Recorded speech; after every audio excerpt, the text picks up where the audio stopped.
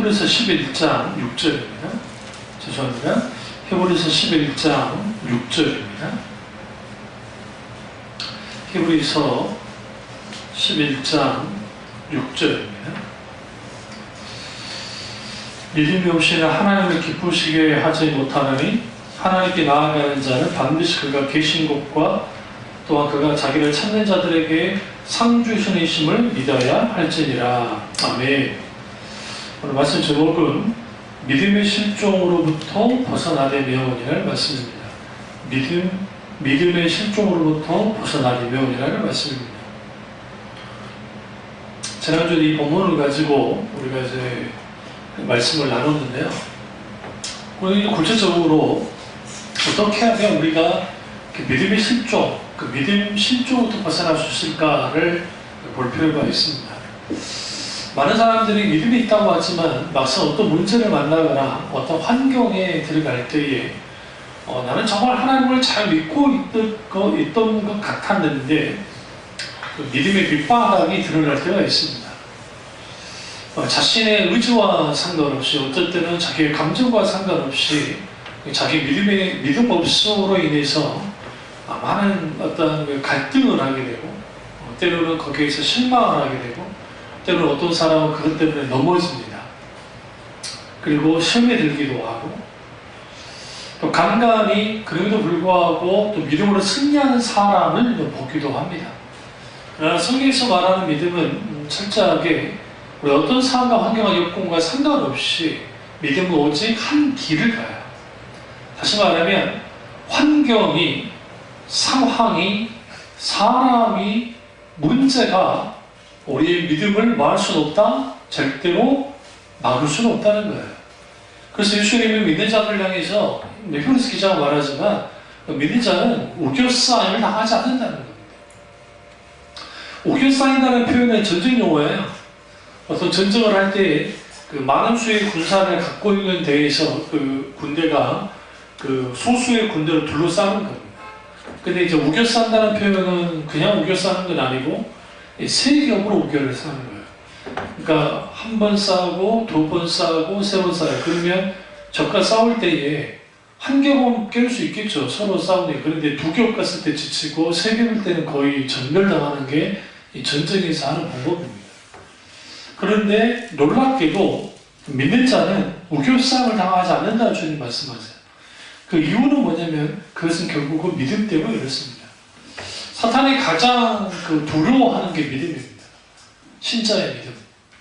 그 신자가 어떤 믿음을 갖고 있냐에 따라서 모든 성패가 달라지기 때문에 어떻게 해서든 그들이 가지고 있는 믿음을 마비시키거나 아니면 그 믿음을 무력화시키는 데 모든 총력을 기울입니다.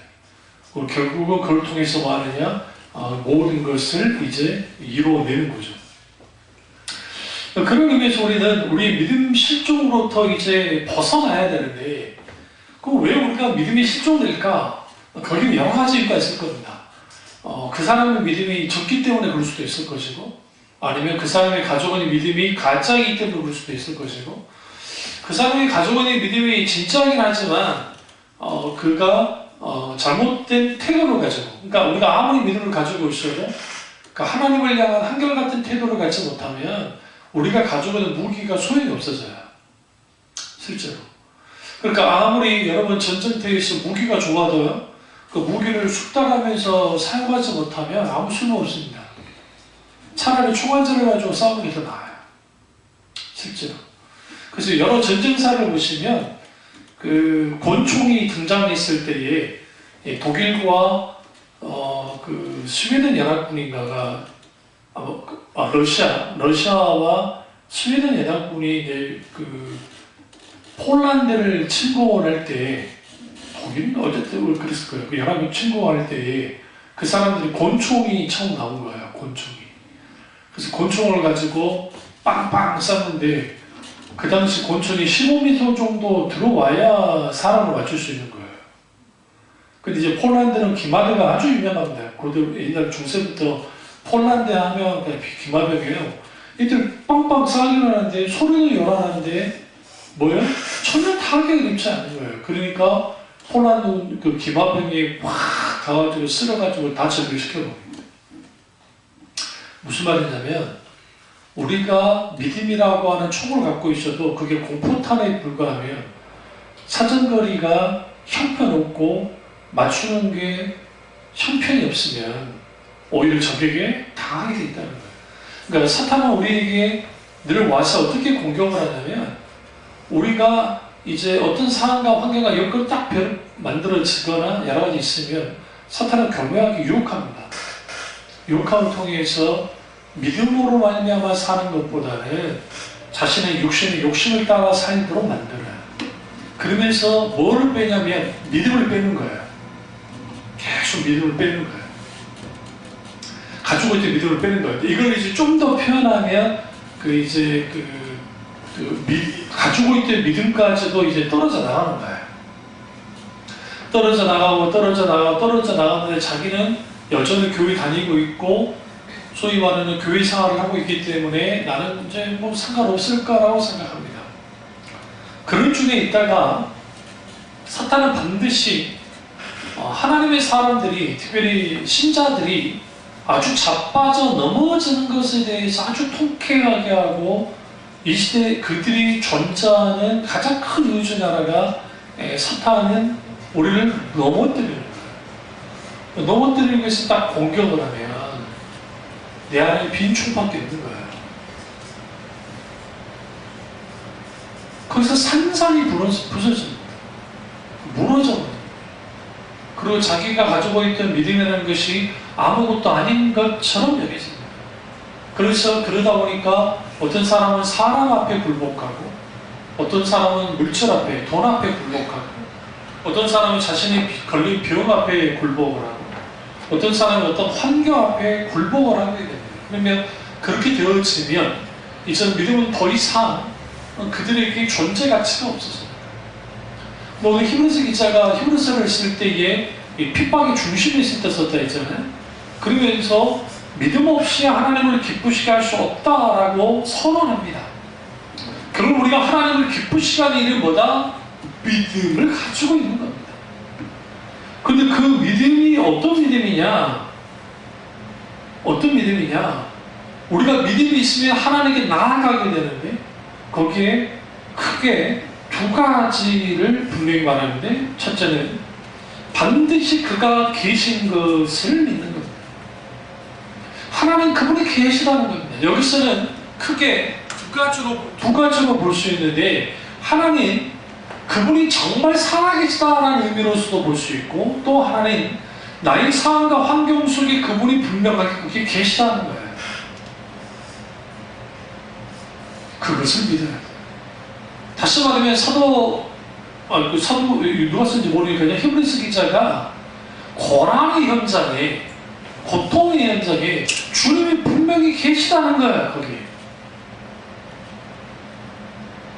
그것을 믿어야 되고 또한 자기를 찾는 자들에게 상 주시는 이심을 믿어야 된다. 하나님 그분은 찾는 자에게 주님의 상을 주신다는 거예요. 이 두 가지 믿음을 우리는 분명히 가지고 있어야 돼요.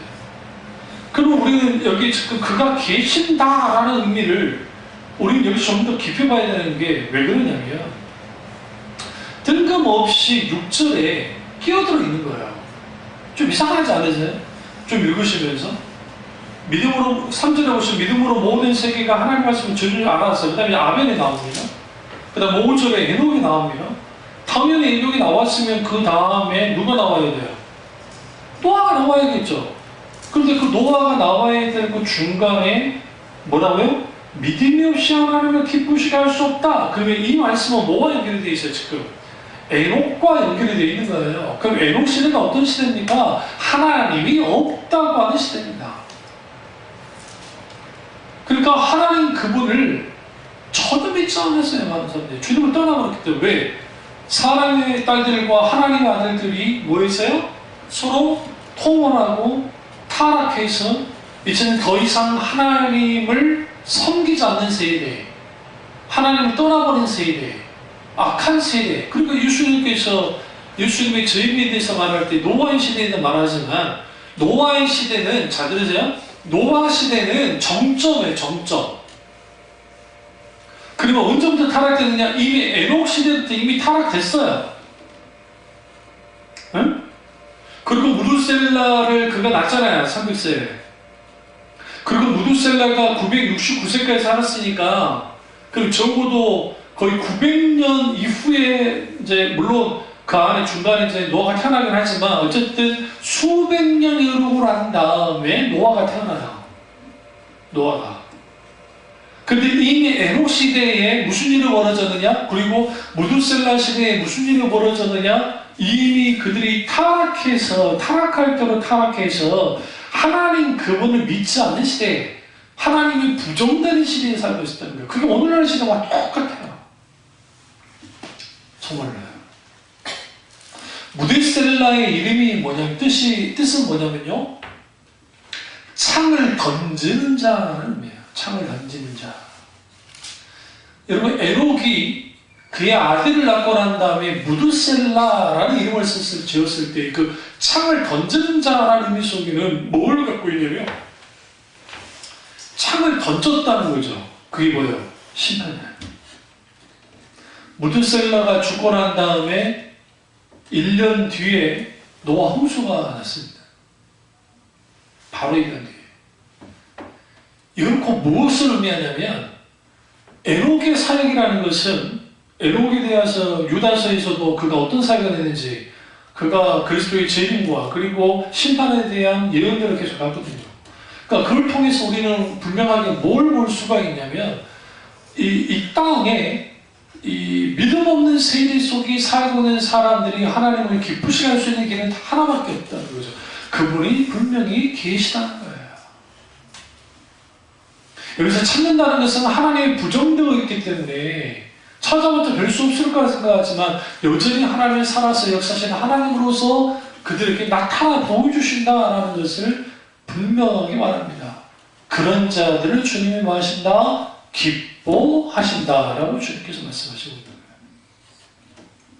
그러면 믿음의 실조로부터 벗어나면 어떻게 해야 되느냐? 첫째로 실상으로서의 믿음을 회복해야 합니다. 실상으로서의 믿음을 회복한다는 것은 히브리서 11장 1절에 보시면 믿음은 바라는 것들의 실상이요 보이지 않는 것들의 증거리라고 되어 있어요. 여기서 실상은 그 믿음이라는 것은 보이지 않고 잡히지 않는 것 같지만 실제로 드러나는 겁니다. 그래서 여러분 우리가 이 믿음에 대한 삶을 살면 하나님께서 우리에게 살아서 역사하는 하나님으로서 나타내 보여주세요. 그런데 히브리서 11장에 기록된 믿음의 전당에 있는 믿음의 사람들의 특징들이 뭐냐면 바라는 것들의 실상, 다시 말하면 정확하게 이루어질 것들을 그들이 붙잡았어요. 다시 말하면 믿음은 막연하지 않다는 겁니다. 왜요? 모든 사람들이 하나님의 약속을 붙들었습니다. 분명히 하나님의 약속은 이루어지지 않았고 그들은 바라봤고 보이지 않았지만 그것을 눈으로 봤어요. 어떻게? 믿음의 눈으로. 어떻게? 성령님의 놀라운 조명 속에 비추심 속에서 그걸 본 거예요. 그걸 보게 되자 그들은 그것을 실상으로서 믿으며 뭐였어요? 믿음의 삶을 살았습니다. 그래서 주님이 요구하는 믿음은 뭐냐? 실상으로서의 믿음입니다. 요모 11장 38절에서 39절 한번 가보시죠. 우리에게 얼마나 그 실상으로서 믿음이 중요한지 볼 필요가 있어요. 요한복음 11장 38절에서 39절. 우리 너무 잘 아는 나사로의 부활의 사건은 좀 그렇고 다시 살아난 사건입니다. 38절에 39, 40절까지 쭉 보시면 이에 예수께서 다시 속으로 비통히 여기시며 무덤에 가시니 무덤이 굴이라 돌로 막았거늘 예수께서 이르시되 돌을 넘겨 놓으라 하시니 그 죽은 자의 누이 마르다가 이르되 주여 죽은 지가 나흘이 되었으며 벌써 냄새가 나이다. 예수께서 이르시되 내 말이 내가 믿으면 하나님 영광을 보리라 하지 아니했느냐 하시니 예전에 제가 이 말씀을 가지고 여러분들에게 설교를 쭉 했었습니다. 그걸 좀 떠올리시면 돼요. 여기에서 예수님께서 하신 것 중에 가장 중요한 말이 뭐냐면 39절에 예수께서 이르시되 돌을 옮겨놓으라. 여러분, 이 행동은 우리가 그 고대 근동, 특별히 이스라엘의 문화, 사회 문화적인 배경을 알아야 우리가 좀 이해할 수 있어요. 어떻게 이해할 수 있냐면, 우리나라도 마찬가지죠. 우리나라도 만약에 무덤을 만들었는데, 전에 다 치러놨는데, 누가 와가지고, 야, 이거 좀 파봐. 그러면 파야, 안 파요? 아, 당연히 안 파죠. 왜? 망자를 2번 죽이는 일이고, 또, 이제, 남아있는 가족들에 대한 2번의 상처가 되기 때문에 그런 일을 하지 않잖아요. 그래서 조선시대의 가장 큰 형벌은 뭐냐면, 우리 생각에 막 사제를 찢어 죽이는 형벌이 가장 크다고 생각하잖아요. 그걸 거열형이라고 그러는데, 근데 그것도 큰 형벌이지만, 그보다 더 큰 형벌은 뭐냐면, 그 죽은 사람의 무덤을 파헤쳐서 다시 처형하는 거예요. 그게 연산군이 그러니까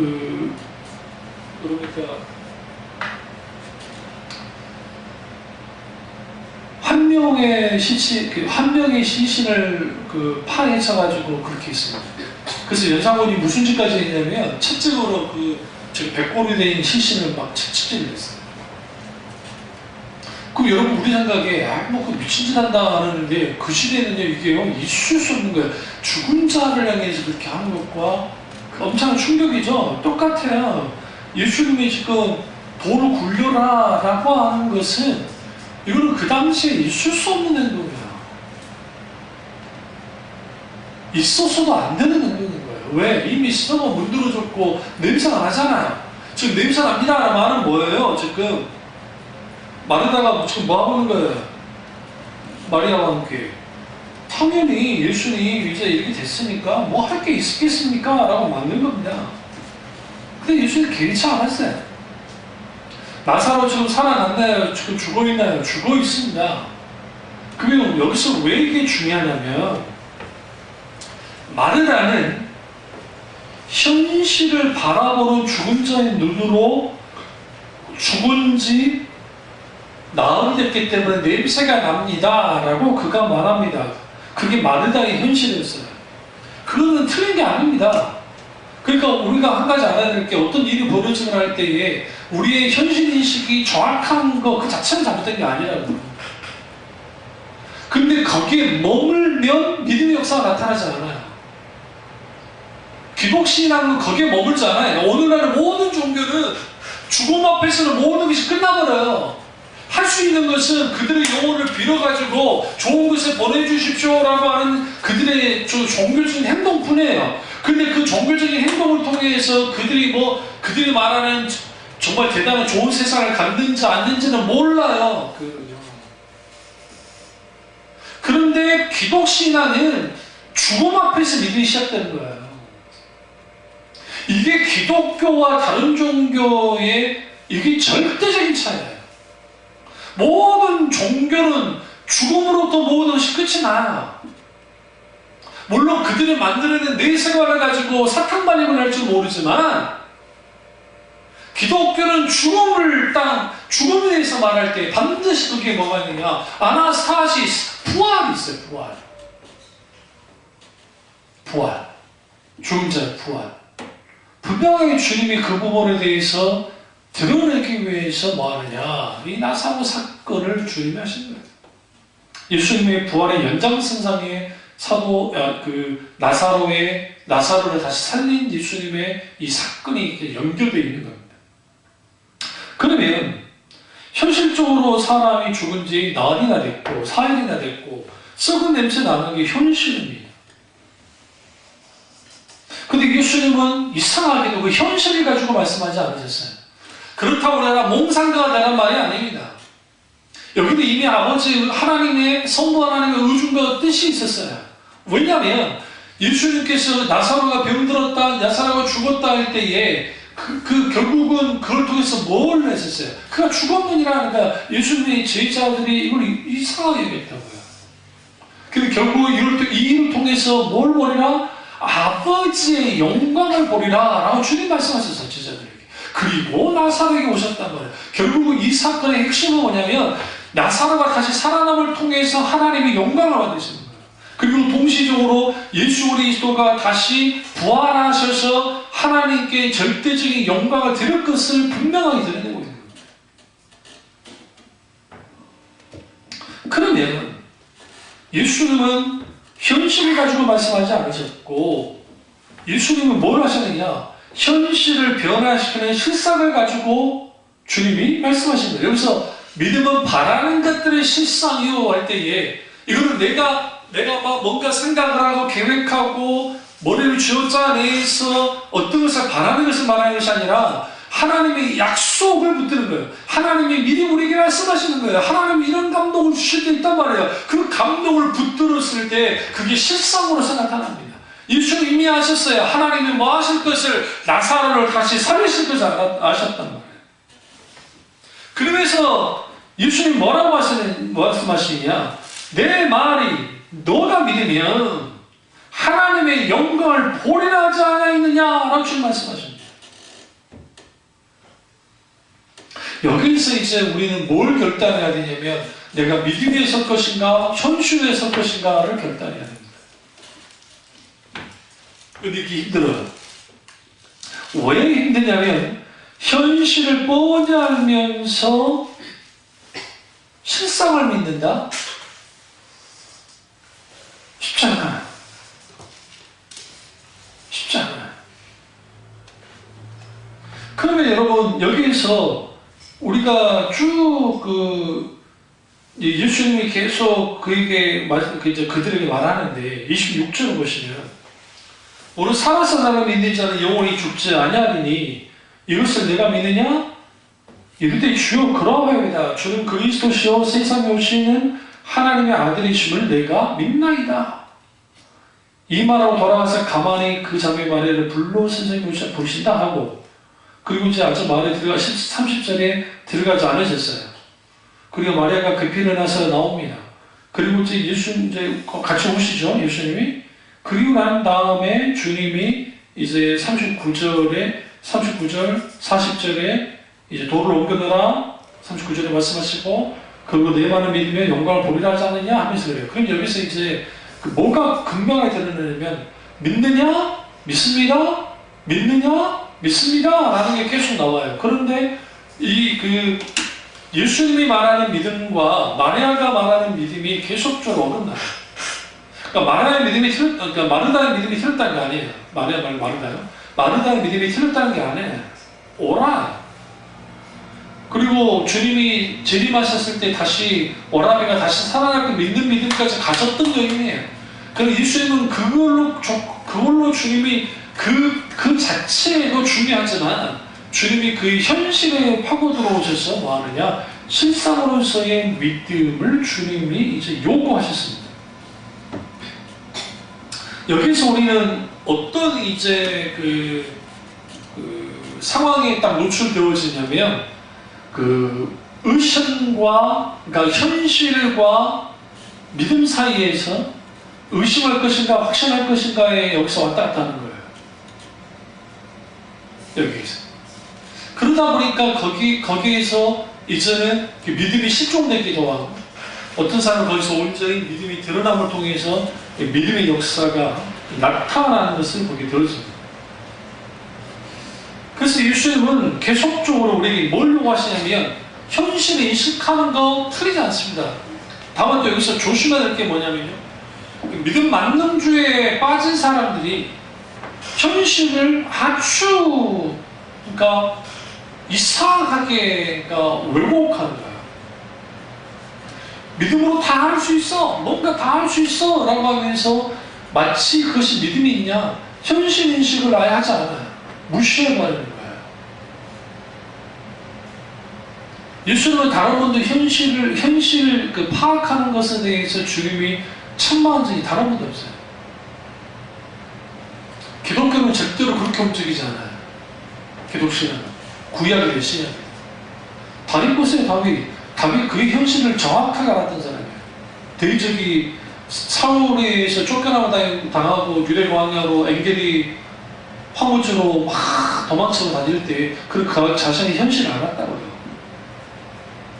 뭐 누군가는 혹자는 이렇게 말하자면 자기가 정말 진정한 왕이 될 것에 대한 꿈을 가지고 환상을 가지고 비전을 가지고 꿋꿋이 이겨냈다고. 아니요.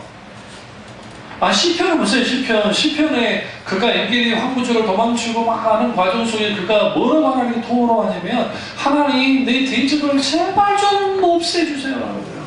난 너무 힘들어 죽겠어요. 난 고통스러워 죽겠어요. 주님의 위람 속에서 나의 고통을 어떻게 하가 말입니까? 라고 합니다. 그가 현실인식을 정확하게 해요. 근데 그걸로 끝나지 않았으니까 그가 믿음의 사람을 승리한 거예요.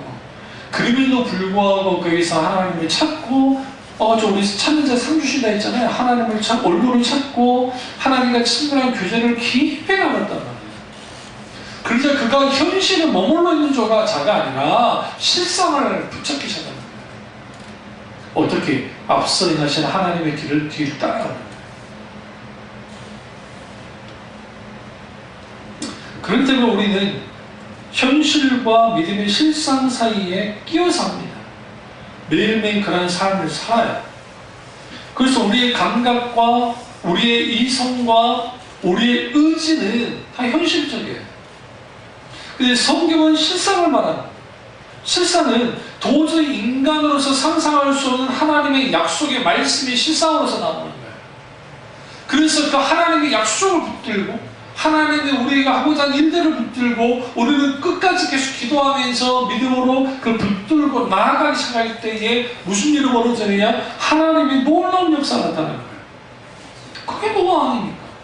오늘 히브리서에서 보면 노아를 상상하실 때에 노아가 딱 들여다보니까 이거 왜 세상 끝장날 세상이야. 에이 안되겠다. 방주하나 짓자 하고 지은 겁니까? 그가 영적으로 뛰어나가지고 그래 방주 짓자. 뭐 할 거야. 이놈의 현실 어차피 이렇게 해서 벗어나야지. 그거 아니에요. 하나님께서 그에게 방주를 지으라 했습니다. 이게 아주 충격적인 거예요.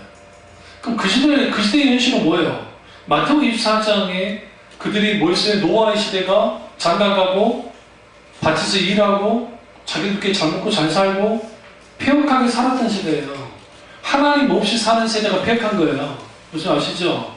제가 그 덴마크라는 나라를 잠깐 보니까요, 제가 어떤 충격을 받았냐면 회계 문화인가를 갖고 있는데 그게 이제 여유롭게 사는 문화인데 그게 어떻게 가능한가 했더니 국가가 다 보장해 주는 거예요.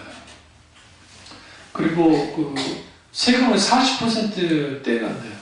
그러니까 북유럽에서 두 번째로 많이 떼가는 나라예요. 세금을요. 그 대신 뭐 암 걸리고 무슨 병 걸렸을 때 국가가 다 치료해줘요. 더 놀라운 게 뭔지 아세요? 덴마크 사람들이 대부분이 돈 이야기를 거의 안 한대요. 왜 그런가 했더니 우리나라 그 현지 거기서 대학에서 수학 가르치는 분이 하는 말이 여자분인데 현재 덴마크 남자랑 결혼했는데 왜 그런가 했더니 국가가 다 보장해주는 안정되어 있어요. 그러니까 돈 하면서 살지 않아요. 거기 물가 굉장히 비싸잖아요. 그럼에도 불구하고. 그리고 뭐 하느냐? 그들만의 여유를 가지고 삽니다. 원래 덴마크가 그 루토교가 80%예요. 루토교. 그러니까 루토교, 카톨릭이 강세가 아니고 마르틴 루터교 개신교가 강세인 적이 덴마크예요. 덴마크, 네덜란드 뭐 그런 데 다 그렇습니다. 근데 그들이 다 하나님 떠나버렸잖아요. 제가 그 말씀 드리려고 하는 거예요. 하나님을 떠나버렸어요. 그럼 왜 그럴까 생각해보니까 하나님 없어도 잘 살 수 있어요.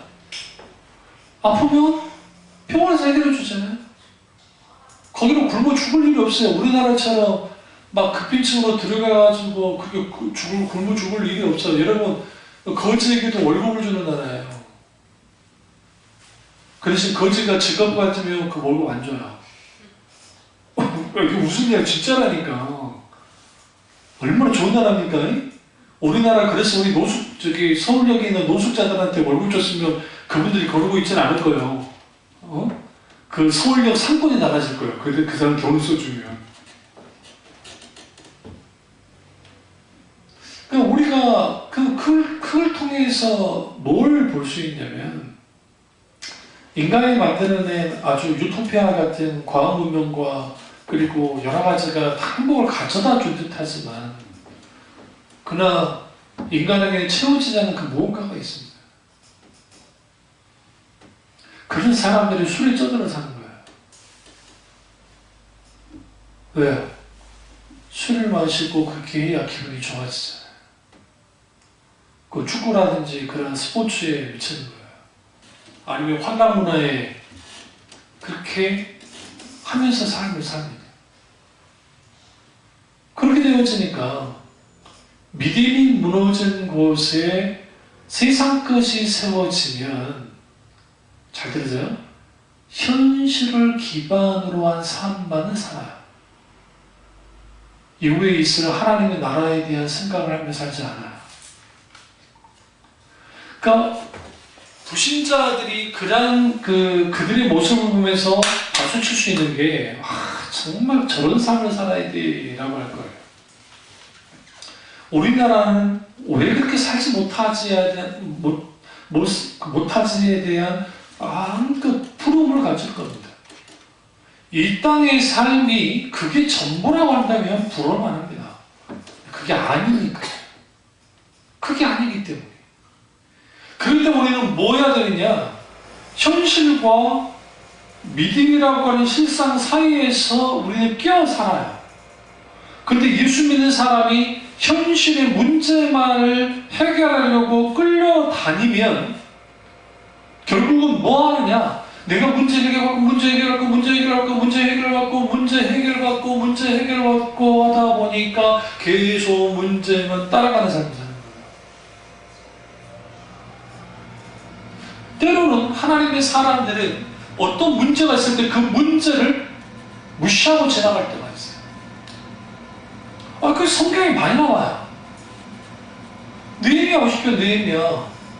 느헤미야가 성곽을 51일인가요? 그 성곽을 재건할 때에 그의 현실이라는 게, 여러분, 이게 압박감이 장난이 아니었어요. 그거는 페르시아 제국 내에서도 유대 총독으로 느헤미야가 간 것에 대한 불만을 갖고 있었다고요.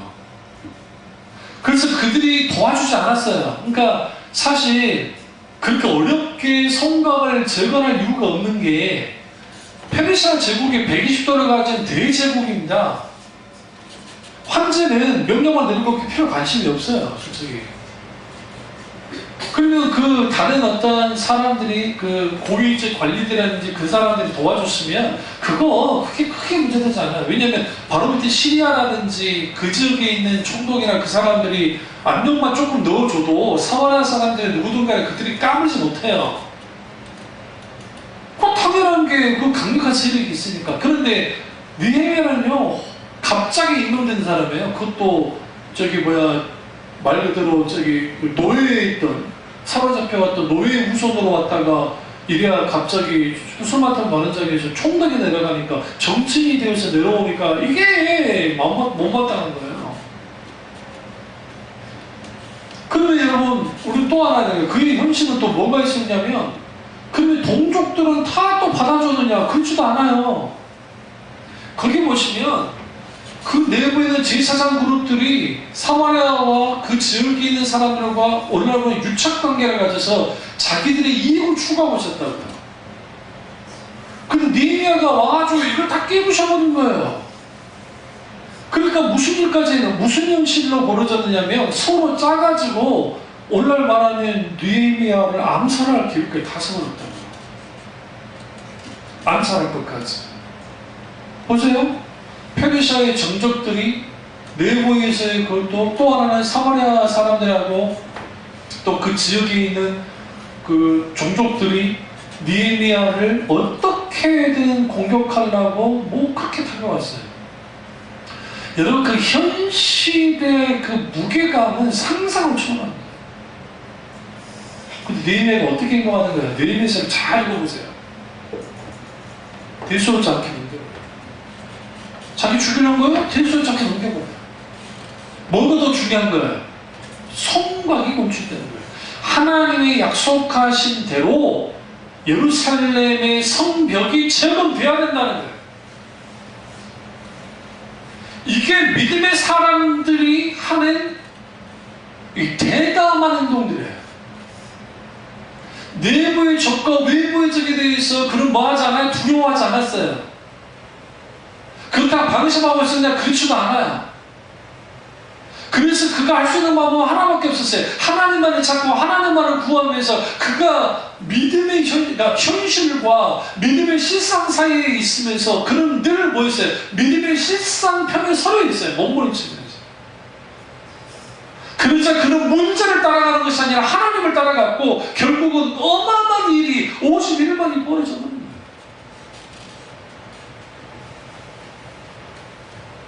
그래서 여러분, 우리는 믿음, 현실과 믿음의 실상에서 우리는 분별할 줄 알아요. 세상에 안 믿는 사람들이 현실만을 쫓습니다. 보이는 거, 듣는 거, 만지는 거, 체험하는 거 쫓아 삽니다. 그러나 예수 믿는 사람은 현실을 초월해서 사는 경우가 많아요. 현실을 무시하며 산다는 게 아닙니다. 현실을 초월하며 사는 거예요. 그것을 통해서 뭘 경험하냐면 하나님이 우리 가운데 실상으로서 역사하심을 통해서 그 하나님의 믿음의 놀라운 역사에 어떠한 이러한 것들이 가득 넘쳐나기 시작하는 거예요. 그리고 뭐 하는 거예요? 궁극적으로 하나님의 영광을 받으시는 거죠. 저는 묻고 싶어요. 어떤 사람이 자기의 사업을 하는데 하나님 그분이 영광을 받지 못한다고 한다면, 우리가 어떤 직장 생활을 하는데 정말 하나님 그분이 영광을 받지 못한다고 한다면 우리 무엇을 위해서 사는 겁니까? 예수 믿는 사람으로서 믿음의 실종으로부터 벗어나려면 둘째로 하나님의 믿음을 회복해야 됩니다. 믿음은 자기 신념이 아니고 하나님의 믿음을 소유하는 겁니다. 우리 마가복음 11장 22절을 한번 찾겠습니다. 마가복음 11장 22절입니다.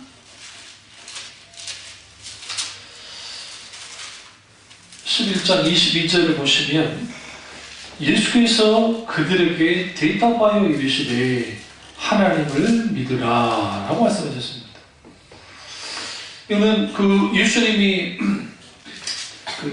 이제 보시면 12절 보세요. 11장 12절.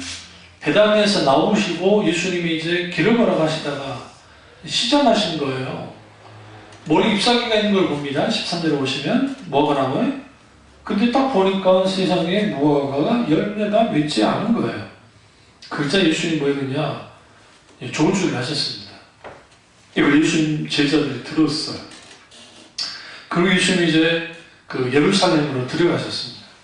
이 베다니에서 예루살렘까지 아주 가까운 거리입니다. 멀지 않습니다.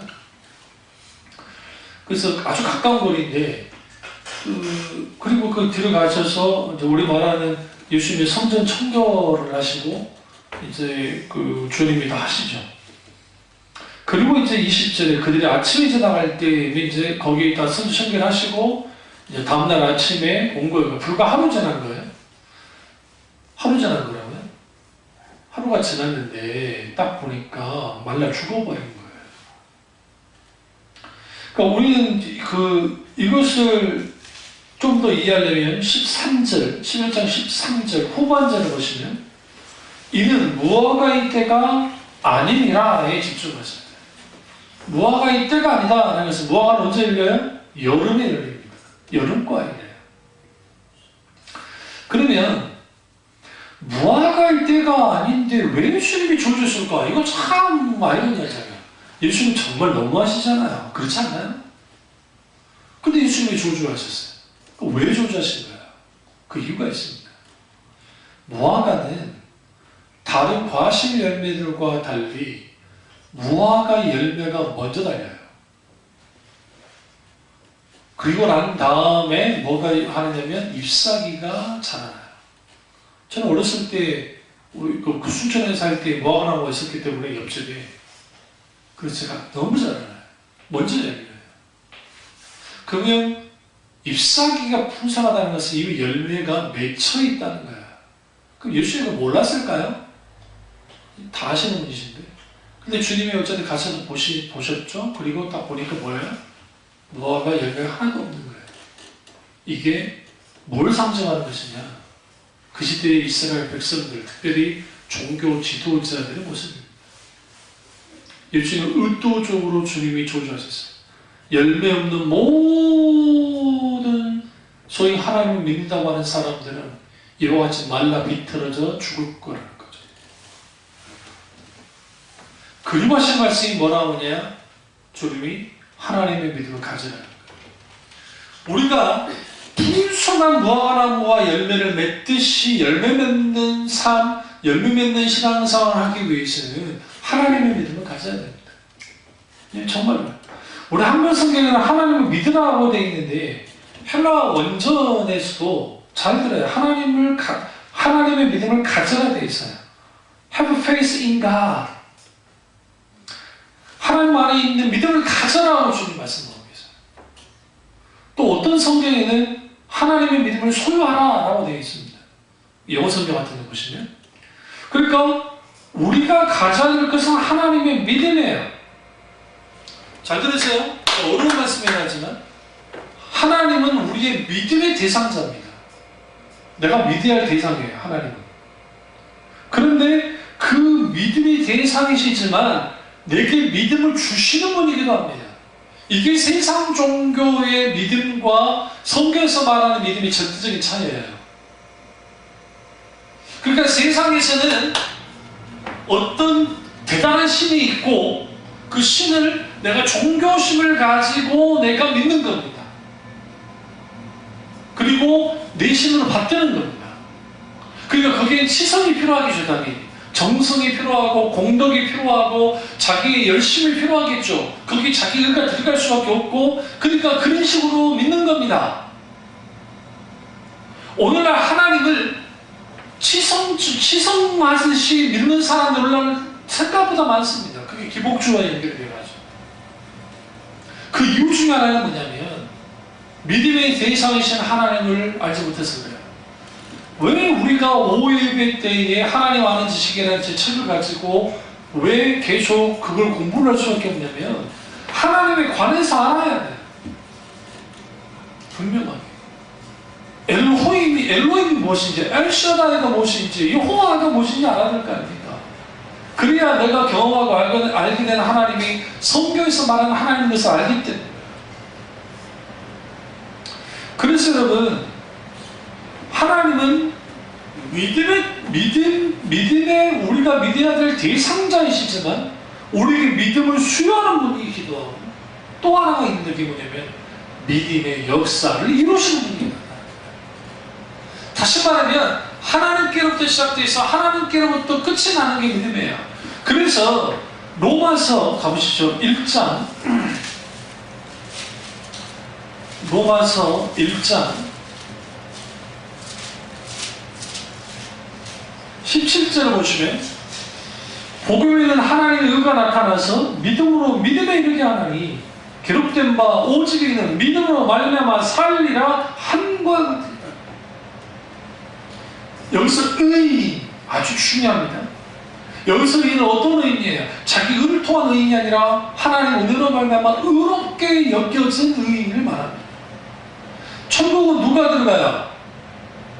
여러분 저를 보세요. 천국은 누가만 들어갈 수 있어요? 의로운 자들만. 의인만 들어가는 것이 천국이에요. 다시 말씀드릴게요. 천국은 죄 없는 자가 들어가는 것이라고요.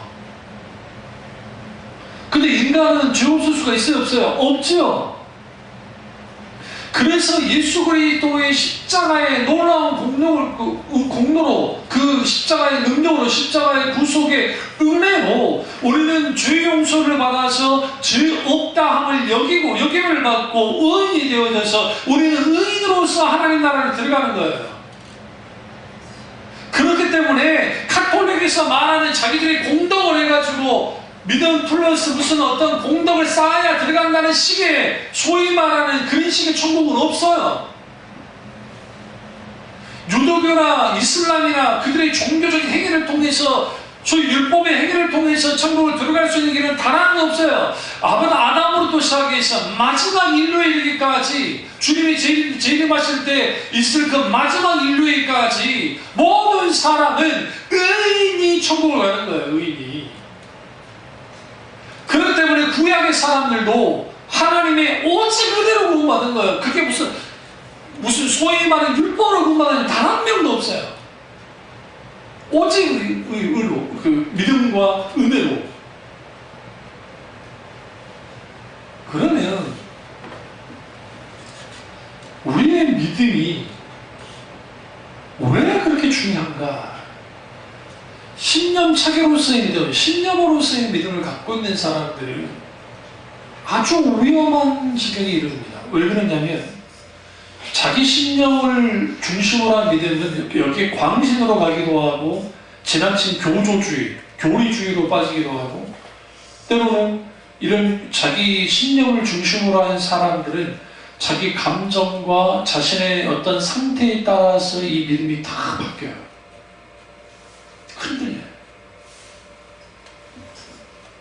그러니까 늘 말씀드리잖아요. 어쨌든 하나님이 계신 것 같고 어쨌든 하나님이 계시지 않는 것 같은 그러한 흔들림 속에 있게 되고, 내가 신앙생활을 좀 잘하는 것 같으면 천국 갈 것 같고, 내가 신앙생활을 좀 잘 못한 것 같으면 지옥 갈 것 같아요. 여기서도 또 신앙생활을 잘한다는 것은 이 종교적 의식들을 잘하냐 안 하냐에 따라서 이제 지옥 갈 것 같기도 하고 천국 같기도 하는 그런 상황에 빠져요. 그럼 그런 사람들은 사탄이 두려워할까요? 절대로 두려워하지 않습니다. 절대로 두려워하지 않습니다. 왜요? 그런 식의 신념을 중심으로 한 믿음은 다 현실과 실용에 빠져요. 그러니까 현실적이고 실용주의에 빠져요. 그럴 수밖에 없는 게 보여지는 것만 쫓아요. 왜? 자기 신념이 쫓았기 때문에. 내 속에 탄해놨잖아요. 그러니까 그것만 쫓는 거예요. 그렇게 쫓다 보면 결국은 이게 믿음인지 세상에서 말하는 심리학인지 모르는 이게 짬뽕이 되는 거예요. 그러니까 have faith in God이라고 하는 하나님의 믿음을 가질 수가 없어요. 그 박영수 목사님의 책 가운데 그 믿음의 법칙이라는 책이 있는데 거기에서 너무 잘 쓰셨어요. 박영수 목사님. 하나님의 열심이라는 책도 있는데요. 그 믿음이 도대체 뭐냐는 거예요.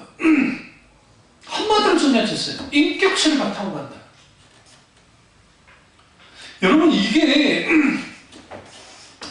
믿음은 인격체를 바탕으로 하는 거예요. 무슨 우리를 바탕으로 하지 않아요. 인격체신 하나님을 바탕으로 해요. 근데 그 인격체신 하나님이 우리 가운데 나타났을 때는 말씀하시면서 나타나기 때문에 이 기록된 성경 말씀과 우리를 감동되어졌다 이런 말씀들을 통해서 우리는 뭐 하게 되느냐, 그 말씀에 의해서 인격체신 하나님을 만나야 믿음이 시작되는 거예요. 그게 하나님의 믿음이에요. 그게요. 그러니까 사람들의 감정이 믿어야 합니다. 믿어야만 합니다. 꼭 믿어주십시오. 이것을 통해서 우리는 되어져야 됩니다. 라고 그런 식의 설교를 할 수가 없는 거예요. 그럼 어떻게 할 수 있느냐? 댁에서요, 선지자들의 설교, 하나님의 말씀을 그대로 선포하는 것을 보시고, 그 다음에 예수님의 설교를 말한 것도 없고, 사도들의 설교들을 쭉 보세요. 그냥 그들의 설교들만. 그들이 단 한 번도 감정에 호소하지 않아요. 절대로 감정에 호소하지 않아요. 설교는 뭐였느냐? 설교는 하나님의 거룩한 설득입니다. 우리를 향한. 근데 그 하나님의 거룩한 설득을 하실 때 하나님은 우리의 감정의 호소가 그게 아니에요. 주님은 진리의 말씀을 가지고 우리의 지성이 그 말씀 가운데 깨어지는 거예요. 어두웠던 지성이 성령의 조명 속에서 비춤을 받아서 깨달아 알게 된 일들이 보여요. 그래서 솔로몬 행각에서 베드로가 설교할 때 그들이 어이할꼬라는 그런 말을 한 거예요.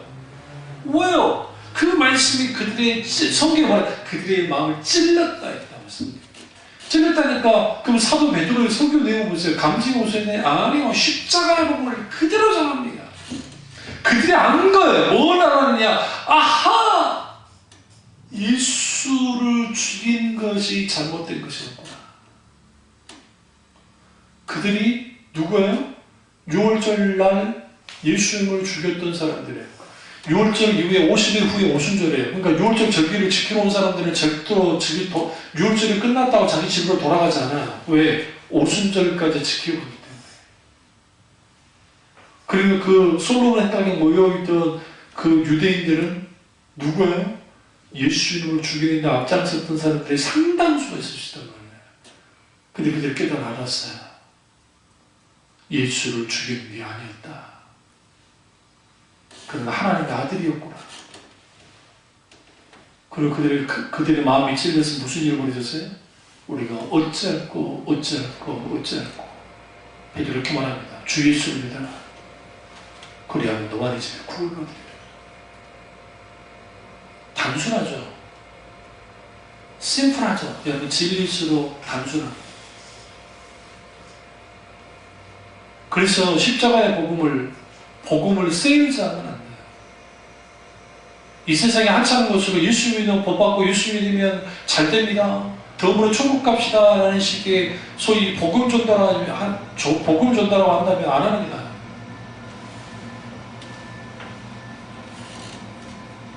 어떻게든 교회에 끌고 오게 해서 그들을 교회 다니게 하려는 목적으로는 가능할지 모르지만 그들이 진정으로 예수 그리스도를 만나서 복받게 하는 그 진정으로 구원받게 하는 일들로는 빵점이에요. 물론 처음부터 내가 하나님의 영광을 있으시면 그런 사람은 없어요. 분명하게. 그건 압니다. 적어도 사도 바울이 전도에 미련한 곳으로 복음을 전했듯이 그래요. 참 스폴저 목사님이 뭐라고 하셨냐면 인간이 하나님 앞에서 할 일은 계산적인 믿음을 갖는 것이 아니라 절대적인 믿음을 갖는 것이다. 계산은 하나님이 하신다. 왜 우리가 현실을 뛰어넘는 믿음을 갖지 못하냐면 그 현실을 인식 자체는 나쁘지 않다 했잖아요. 근데 인식하고 난 다음에 계산하는 거예요. 계산이 뚜들기는 거예요. 내가 이걸 어떡하지? 어떻게 해서 계산이 뚜들기다 보면 거기에 우리가 가지고 있는 믿음조차 다 깨져버려요. 다윗의 위대함이 거기에 있어요. 적의 군사의 수에 관심이 없었어요. 근데 왜 관심이 없었겠어요? 분명히 수 많은 거 아는데. 응? 그러니까 그거 뭐합니까? 하나님 못 찾잖아. 늘 기도하잖아. 근데 그게 말년에 그가 이제 대제국의 정말 대단한 왕이 되고 난 다음에 계산기 두들겼잖아요. 일구조선하면서. 그러니까 하나님이 분노하신 거예요. 네가 언제부터 계산기 두들겼냐? 너 나만 뭐 다른 거 믿고 싶냐? 뭐 네가 하나님 할래? 성경에는 말하지 않으셨지만 하나님은 그런 마음으로 가지고 말씀하셔요. 그러니까 하나님이 진노하신 거야. 우리 생각에 좀 인구조사한 거 가지고 왜 하나님이 저렇게까지 화를 내실까? 아니요. 이 모든 거 하나님이 하신 거예요. 그걸 실행한 사람은 다윗이긴 하지만 그래서 다윗이 뭐합니까? 하나님 말 모르잖아요. 요압도 그 가락한 장군 요압도 알았어요. 그렇게 하면 안 된다는 거예요.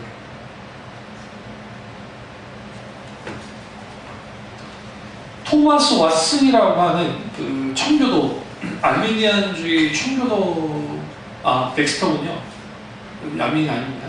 토마스 왓슨이라는 분이 뭐라고 했냐면 이성이 걸어갈 수 없는 곳에도 믿음은 헤엄칠 수 있다. 그리고 터톨리아 교부 2세기 교부였던 터톨리아는 뭐라고 했냐면 불합리한 거로 나는 믿는다 라고 했습니다.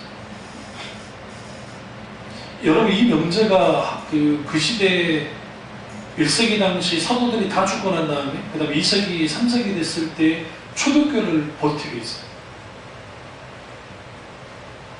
이후에 게라산 같은 변증가들이 나와서 변증하지만 우리 이걸 통해서 하나님의 믿음이 필요없대요.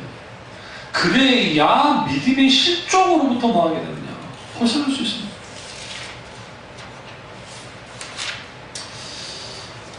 그리고 좀 시간이 갔으니까 이것도 다음 주까지 연장되어져서 한번 같이 은혜 나누도록 하겠습니다. 기도하겠습니다. 기도하실 때 우리가 믿음이 실종되지